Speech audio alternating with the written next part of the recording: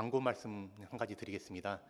오늘 금요일 기도회부터 이제 목회자들이 7시 40분부터 8시까지 이 로비에서 인사하고, 그리고 8시부터 이제 앞에 나와서 앞에 앉아서, 가장 앞에 지금 목회자들이 이렇게 앉아 계시는데 앞에서 함께 찬양하고 예배 드리도록 그렇게 하겠습니다. 그래서 혹시 이제 헌금을 하실 분이 계시면 이제 설교자는 제일 뒤에 앉아 있으니까 그 설교자에게 헌금을 전달해 주시면 되겠습니다. 함께 우리 인사 나누겠습니다. 잘 기억합시다. 잘 기억합시다. 신앙생활은 잘 기억하는 것입니다. 은혜를 기억하고 또 말씀을 기억하고 서로가 소중함을 잘 기억하는 것이 바로 우리의 신앙이죠. 오늘 또 금요 기도에 오신 여러분 한 분 한 분에게 또 하나님이 여러분들을 또 기억하시고 은혜 주시기를 간절히 소망합니다. 오늘 우리가 함께 읽은 이 말씀, 누가복음 24장의 말씀은 예수님께서 십자가 지시고 죽으신 후에 다시 부활하여서 제자들에게 나타나신 그 모습이 지금 나타나고 있습니다.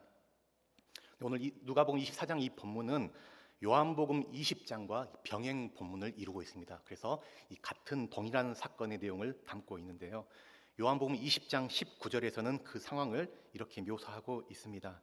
이날 곧 안식 후 첫날 저녁 때에 제자들이 유대인들을 두려워하여 모인 곳에 문들을 닫았더니 예수께서 오사 가운데 서서 이르시되 너희에게 평강이 있을지어다. 예수님이 십자가에 달려 죽으신 것을 본 제자들은 무서워서 다 도망칩니다. 그들은 유대인들이 두려워서 그들이 모여 있는 곳의 문들을 꼭 닫고 걸어 잠그고 있었지요. 그들은 공포에 떨었고 십자가에 달려 처형된 저 반란자 예수의 제자들이라는 것이 들통날까봐 문을 굳게 걸어 잠그고 숨어 있었습니다. 문을 굳게 잠그고 있었는데 그때 예수님께서 신기하게도 그 제자들에게 오시죠. 그러면서 너희에게 평강이 있을지어다 라고 그렇게 말씀하십니다. 지금 두려워 떠는 제자들에게 가장 필요한 그것은 바로 주님의 평강이라는 것을 예수님은 잘 아셨습니다. 그런데 제자들은 그 예수님을 보고서는 예수님을 전혀 알아보지 못하고 여전히 놀라서 무서워하면서 이 육신의 몸으로 오신 그 예수님을 보면서 환영이라 그렇게 생각하게 된 것이죠. 예수님은 그러한 제자들을 보시면서 어찌하여 두려워하느냐, 왜 마음에 의심하느냐라고 말씀하시면서 내 손과 내 발을 봐라, 만져봐라. 영은 살과 뼈가 없지만 나는 이같이 있지 않느냐라고 말씀하시면서 자신의 부활의 그런 모습을 예수님께서 직접 제자들에게 증거해 주셨습니다. 제자들은 예수님이 다시 살아났다는 그 사실에 너무 기뻤지만 동시에 이것이 어떻게 된 일인지, 어떻게 이런 일이 있을 수 있는지 그들은 의심하면서 믿지 못한 이들이 많았습니다. 이것이 오늘 본문이 기록된 그런 배경을 우리가 보게 되는데요. 제자들이 이러한 반응을 보인 것은 이 당시 제자들뿐만 아니라 그 당시 유대인들이 갖고 있었던 어떤 그 관념이 있었는데 메시아가 고난당하고 죽는다고 하는 그런 이해, 이것이 그들에게 없었던 것이에요. 구약 성경 이사야서에 보게 되면 고난받는 종에 대한 이야기가 분명히 소개되고 있는데 유대인들은 이 고난받는 종을 메시아, 그리스도로 보지 않고 이스라엘 나라로 그렇게 해석을 합니다. 그래서 고난받는 종의 그 이야기를 이스라엘 나라가 고난받는 것으로 그렇게 그들은 바라보고 이해했던 것이죠. 메시아는 고난당할 수가 없고 죽을 수 없기 때문에 그의 부활은 더더욱 이해할 수 없는 것이었습니다. 그래서 우리는 이 부활을 이해하기 위해서 먼저 이 십자가를 잘 이해해야 하는 것이죠. 십자가 없는 부활은 있을 수가 없으며 십자가를 이해하지 못한 채 부활을 이해한다면 그 이해는 분명 잘못된 이해일 수밖에 없습니다. 우리는 신비로운 그 부활의 예수님을 만나기 전에 먼저 이 십자가의 예수님을 깊이 만나야 합니다. 십자가의 예수님을 알지 못한 채 부활하신 예수님만 구한다면 그 신앙은 자기 부인이 아니라 자기 영광을 추구하는, 자기 자아를 더 확장하는 그런 왜곡된 길로 나아가게 됩니다. 예수님을 따라서 십자가의 길을 걷는 그러한 제자가 아니라 부활하신 예수님에게 도움받아서 꽃길만 걸으려는, 영광만 추구하는 그런 잘못된 신앙을 추구하게 되는 것이죠. 이것을 가리켜서 승리주의적 기독교라고 그렇게 부릅니다. 승리주의적 기독교는 십자가, 고난, 겸손, 자기 비움보다는 부활과 영광, 세상적 성공과 지배, 힘, 부와 같은 이 외적 결과물들을 신앙의 승리로 간주하는, 이것을 자랑하는 그런 신앙 형태를 말합니다. 그리스도는 십자가를 통한 그 고난을 통한 승리를 말씀하셨지만 승리주의적 기독교는 고난 없는 승리를 추구하는 이 세속주의적인 기독교 신앙이라 할 수가 있습니다. 예수님께서 40일간 이 광야에서 금식하시며 이 마귀에게 시험 당하실 때에 예수님은 이 고난의 길을 통해서 십자가의 길을 통하여서 온 세상 만민을 구원하시고 또 만국을 회복시키셔서 하나님께 영광 돌리기 원하는 그 길을 선택하십니다. 그런데 마귀는 예수님께 다가와서 천하 만국과 그 영광을 보여주면서 십자가가 아닌 이 쉬운 길을 제시하는 것이에요. 내게 엎드려 경배하기만 하면 이 모든 것을 다 너에게 주겠다. 굳이 힘들게 십자가의 길 가지 않아도 된다라고 그렇게 유혹하는 것이죠. 그때 예수님께서 마귀에게 명하십니다. 사탄아 물러가라. 기록되었을 때 주 너의 하나님께 경배하고 다만 그를 섬기라 하였느니라. 사탄은 힘든 길, 어려운 길, 고난의 십자가를 질 필요가 없다고 말합니다. 십자가 없이도 영광 얻을 수가 있고 승리를 얻을 수 있다고 그렇게 말합니다. 너가 원하는 것 얼마든지 이룰 수 있다라고 그렇게 이야기하는 것이죠. 그러나 이것은 진정한 기독교 신앙이 아니고 자신의 욕망을 숭배하는 우상 숭배라 할 수가 있습니다. 부활하신 예수님이 이 숨어있던 제자들에게 은밀하게 나타나신 것이 아니고 예루살렘 성전에 공개적으로 나타나셔서 천군 천사를 동원해서 자신을 무고하게 고발하고 죽인 그 사람들을 예수님이 복수하시고 혼내셨다면 얼마나 우리는 통쾌하고 좋겠습니까? 하지만 주님은 그렇게 하지 않으시죠. 만약에 예수님이 예루살렘 성전에만 등장하셨어도 그곳에 있는 유대인들은 물론이고 또 유월절부터 해서 오순절까지 그곳에 절기를 지키려고 모여있는 많은 순례자들이 부활하신 예수님을 믿었을 것입니다. 이 기회에 아예 예수님께서 로마를 뒤엎어버리시고 그곳에 하나님 나라를 다시 건설하신다면 세상적으로 더 많은 인기를 얻었을 것이 틀림없습니다. 그러나 주님은 그 방법을 쓰지 않으시죠. 그런 방법으로는 절대로 십자가의 길을 따르는 그 제자들을 만들 수 없기 때문에 그렇습니다. 십자가가 아니고서는 절대로 참 생명이 나올 수 없기 때문에 주님은 그러한 방법을 사용하지 않으십니다. 사도 바울은 십자가의 도를 깨달은 주님의 참 제자였습니다. 그는 고린도전서 1장 18절에서 이렇게 고백합니다. 우리 말씀을 같이 한번 읽어보도록 하겠습니다. 십자가의 도가 멸망하는 자들에게는 미련한 것이요 구원을 받는 우리에게는 하나님의 능력이라. 그러면서 그는 계속해서 22절 23절에도 말하는데요. 같이 보겠습니다. 유대인은 표적을 구하고 헬라인은 지혜를 찾으나 우리는 십자가에 못 박힌 그리스도를 전하니. 사람들은 십자가를 미련한 것, 부끄러운 것, 무능하고 어리석은 것으로 여기지만 바울은 십자가가 참 능력이고 참된 지혜고 생명의 길이라는 것을 역설합니다. 그래서 그는 다른 그리스도가 아니고 십자가에 못 박힌 그리스도, 그분을 전하고 그 그리스도를 자랑한다라고 그렇게 고백하고 있습니다. 우리는 무엇을 자랑합니까?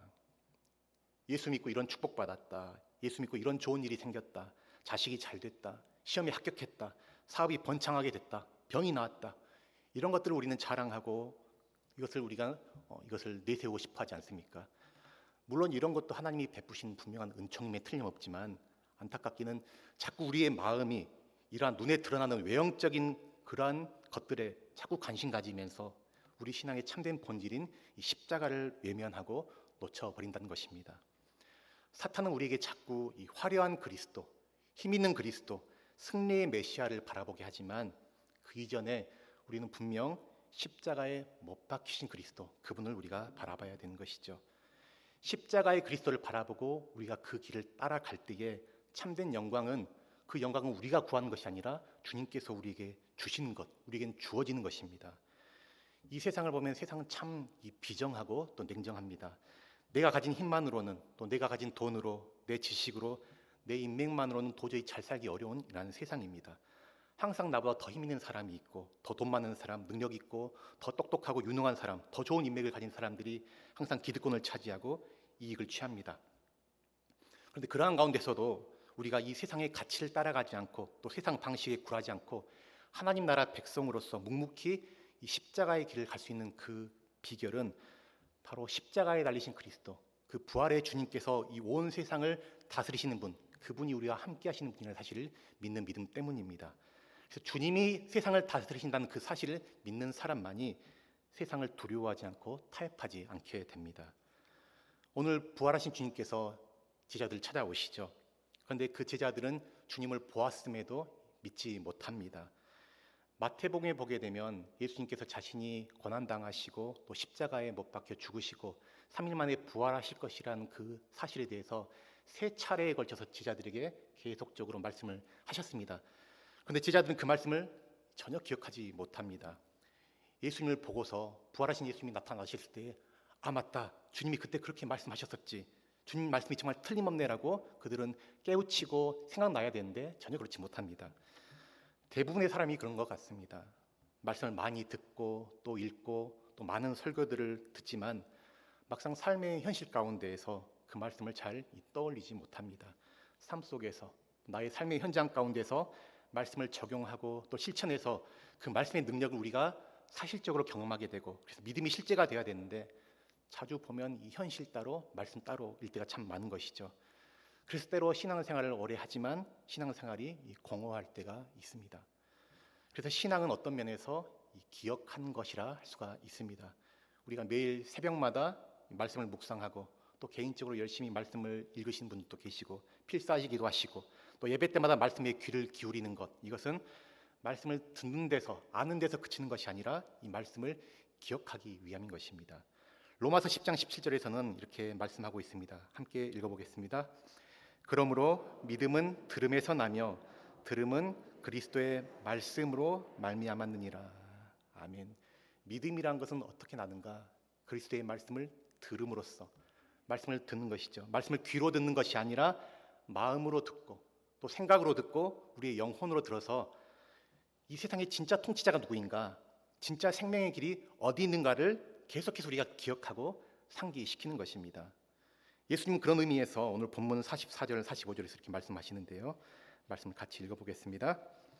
또 이르시되 내가 너희와 함께 있을 때에 너희에게 말한 바 곧 모세의 율법과 선지자의 글과 시편에 나를 가리켜 기록된 모든 것이 이루어져야 하리라 한 말이 이것이라 하시고, 이에 그들의 마음을 열어 성경을 깨닫게 하시고. 모세의 율법, 선지자의 글, 시편, 이것은 구약 성경 전체를 가리키는 표현입니다. 예수님 당시에는 아직 신약 성경이 기록되지 않았기 때문에 이 당시에 이 성경은 바로 이러한 것이죠. 그런데 예수님께서 마음을 열어서 성경을 깨닫게 하셨다라고 말씀하고 있습니다. 말씀을 지식으로 깨닫는 것이 아니고 어떤 이성으로 머리로 깨닫는 것이 아니라 마음으로, 그의 내면 깊은 그 속으로부터, 그 영혼으로부터 말씀을 깨닫게 하셨다라는 것이죠. 그래서 바울은 사람이 마음으로 믿어 의에 이르고라고 그렇게 말씀합니다. 말씀을 마음으로 받는 것, 그의 영혼 깊은 중심에서 속 사람으로부터 받는 것이 바로 믿음의 열매를 맺는 것이죠. 이렇게 예수님은 제자들에게 나타나서 40일 동안을 함께 머무시면서 그들에게 가르치시고 또 십자가 부활의 증인 삼으십니다. 십자가 부활을 실제적으로 경험하고 그것을 제자들에게 나타내 보이심으로 제자 삼으시는데요. 증인 삼으시죠. 본문 46절 48절 여기 대해서 말씀하고 있습니다. 또 이르시되 이같이 그리스도가 고난을 받고 제3일에 죽은 자 가운데서 살아날 것과 또 그의 이름으로 죄 사함을 받게 하는 회개가 예루살렘에서 시작하여 모든 족속에게 전파될 것이 기록되었으니 너희는 이 모든 일의 증인이라. 기록된 말씀이 실제로 사실적으로 나타난 것을 제자들은 보고 경험하게 되어서 산 증인이 된 것입니다. 그러면서 주님께서는 49절에 약속하시면서 말씀을 하시는데 같이 읽어보겠습니다. 볼지어다 내가 내 아버지께서 약속하신 것을 너희에게 보내리니 너희는 위로부터 능력으로 입혀질 때까지 이 성에 머물라 하시니라. 아멘. 아버지께서 약속하신 것을 너희에게 보내신다. 예수님이 누구를 보내신다는 것이죠? 성령님. 요한복음에 따르면 보혜사 성령님입니다. 예수님은 이제 이 땅에서의 모든 구속 사역을 다 완성하시고 성취하시고 이제 승천하십니다. 하지만 그분의 통치는 계속 되어집니다. 누구를 통해서 통치하시는가? 바로 제자들을 통해서, 예수님의 증인된 자들을 통해서, 당신의 몸인 교회를 통해서 이 땅 가운데 주님의 통치가 계속되도록 주님은 그렇게 하시는 것이죠. 그런데 그 제자들이, 교회가 하나님 나라의 그 사역을 잘 감당할 수 있도록 도와주시고 왕이신 예수님의 뜻을 알려주고 전해주는 분이 누구냐? 바로 성령님이신 겁니다. 이제 성령께서 제자들에게 예수님의 말씀을 생각나게 하시고 기억나게 하시고 깨닫게 하시고 무엇을 전해야 할지 가르쳐 주시는 것이죠. 그래서 증인된 제자들 통해서 하나님 나라가 온 세상 구석구석에 모든 민족과 열방에 전해지도록 그렇게 도우신 것입니다. 이것이 바로 성령님의 역할입니다. 방언하게 하고 또 병 고치고 귀신 쫓아내는 것, 이것이 성령의 역사의 전부가 아닙니다. 어떤 초자연적인 기적이 일어나고 또 놀라운 역사가 나타난다 하더라도 예수님의 십자가와 부활의 복음이 온전히 선포되지 못하고 또 그 가운데 순종하는 백성이 나오지 않고 하나님의 영광이 아니라 사람의 영광이 드러난다면 그것은 성령의 일이라 할 수가 없습니다. 그래서 바울은 사랑하는 여러분, 영들을 다 믿지 말고 오직 영들을 잘 분별하여 그 영들이 하나님께 속하였나라고 분별하라고 이렇게 우리에게 권면합니다. 오늘 우리가 주님의 제자로서 또 주님이 가신 그 십자가의 길을 따르기 위해서 절대적으로 우리에게 필요한 분이 누구신가 하면 바로 이 성령님이십니다. 우리의 결심, 우리의 열심, 우리의 힘, 우리의 의지로는 분명 한계가 있습니다. 언제나 연약하여서 넘어지기가 쉽고 쉽게 배반하고 쉽게 두려워하는 것이 우리의 모습 아닌가요? 우리의 연약함을 잘 아시는 그 성령님, 우리는 우리 자신을 잘 알지 못할 뿐더러 우리가 사실 무엇을 구해야 할지도 잘 알지 못하는 우리인데 성령께서는 오늘 또 말할 수 없는 탄식으로 우리를 위해 친히 간구하시고 우리를 끝까지 우리가 하나님의 자녀로 살아갈 수 있도록 도우시고 인도해 주십니다. 그러면서 주님께서는 이 제자들에게 말씀하시기를 이 49절 끝에 보시면 이 성령의 능력으로 입혀질 때까지 이 성에 머물라라고 이렇게 말씀하고 계시죠. 이 성에 머물라.